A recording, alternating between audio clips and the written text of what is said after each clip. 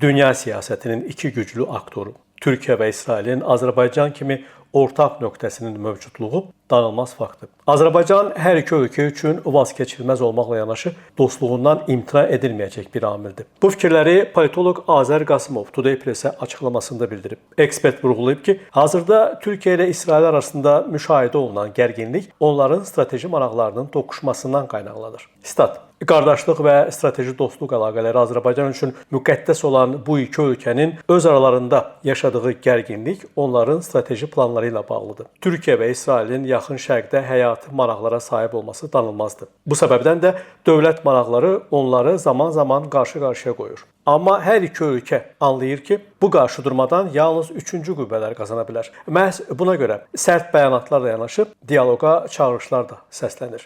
Statın sonu.